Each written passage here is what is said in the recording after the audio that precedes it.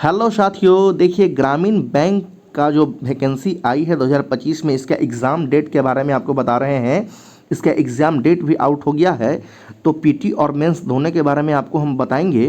तो यहाँ देखिए, सबसे पहले हम बात करेंगे पीटी का। तो पीटी का एग्ज़ाम होगा आपका 2025 में नवंबर महीने के 22 और 23 तारीख को, 22-23 नवंबर को एग्ज़ाम होगा। बैंक पीओ का एग्ज़ाम होगा 2025 में।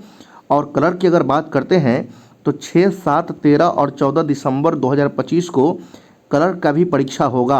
ये पीटी का हम बात कर रहे हैं। उसके बाद मेंस की अगर बात करेंगे तो 28 दिसंबर 2025 को ये एग्ज़ाम होगा पीओ का एग्ज़ाम होगा। फिर उसके बाद क्लर्क की बात करेंगे तो 1 फरवरी 2026 में इसका एग्ज़ाम होगा क्लर्क का।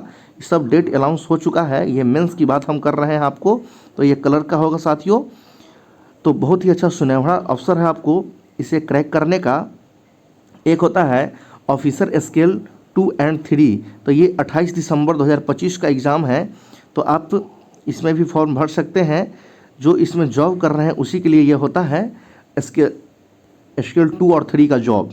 लेकिन जो जनरल विद्यार्थी है, जनरल कैंडिडेट है, वो आसानी से ग्रेजुएशन जो पास किए हुए हैं, जो बीए है, बीएससी या बीकॉम किए होंगे, वो सभी लोग इस फॉर्म को भर सकते हैं। देखिए, अगर बात करते हैं हम यहाँ पर सिलेबस का, तो पीटी और मेंस बैंक पीओ का, जो ग्रामीण बैंक का जो पीटी और मेंस आया है,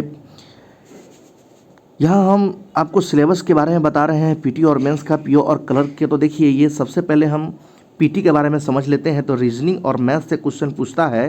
तो 40 क्वेश्चन रीजनिंग से और 40 क्वेश्चन आपका मैथ से रहेगा। फिर इसमें 40-40 मार्क्स का रहता है, सब 1-1 मार्क्स का होगा। और इसमें टाइमिंग भी लिमिट रहता है।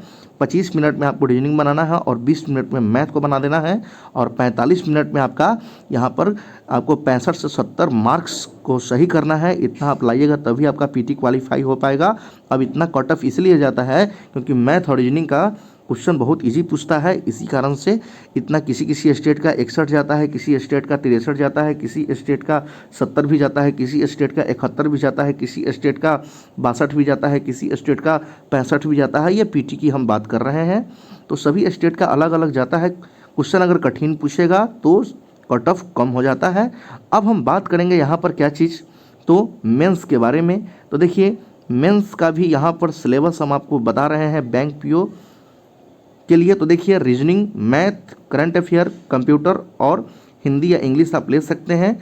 यहाँ 5 सब्जेक्ट से क्वेश्चन पूछेगा, सभी 40-40 क्वेश्चन रहता है इस जगह पर। और रीजनिंग 50 मार्क्स का, मैथ भी 50 मार्क्स का, उसके बाद करंट अफेयर 40 मार्क्स का, कंप्यूटर 20 मार्क्स का, और हिंदी या इंग्लिश दोनों में से कोई आप एक लेंगे तो ये भी 40 मार्क्स का पूछता है। अब इसमें देखिएगा, तो रीजनिंग आपको 30 मिनट का समय दिया जाता है 40 प्रश्न को सॉल्व करने के लिए। फिर मैथ की बात करेंगे तो ये भी 30 मिनट का समय दिया जाता है 40 प्रश्न को सॉल्व करने के लिए। और 15 मिनट में करंट अफेयर बनाना है, फिर 15 मिनट में कंप्यूटर बनाना है, फिर 30 मिनट में यहाँ पर हिंदी को सॉल्व करना है। और टोटल 120 मिनट का समय दिया जाता है। अब इस 120 मिनट में आपको सही करना होगा 110 से 115 क्वेश्चन। अगर आप सही कर लेते हैं तो आपको इतना मार्क्स लाना पड़ेगा, 110 से 115 मार्क्स आपको लाना पड़ेगा। टोटल 200 मार्क्स होता है और 200 प्रश्न भी पूछा जाता है। इसमें निगेटिव मार्किंग भी रहता है, इस पर भी ध्यान देना है आपको। क्वेश्चन को ज़्यादा गलत मत कीजिएगा, नहीं तो सही में से आपका नंबर काट लिया जाएगा।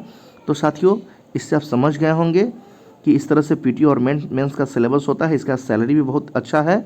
अगर सिलेक्शन बैंक पीओ में हो जाता है तो इसका सैलरी आपको कम से कम 60,000 रुपया से स्टार्ट करता है, जो काफ़ी खूबसूरत सैलरी, बहुत अच्छा स्मार्ट सैलरी, बहुत ज़्यादा पैसा देता है बैंक पीओ में। और बैंक क्लर्क की बात करेंगे तो ये 40,000 रुपया देगा बैंक क्लर्क को। ठीक है ना दोस्तों, बहुत ही अच्छा है। मेहनत करिए ईमानदारी से और सफलता पाइए। Thank you very much.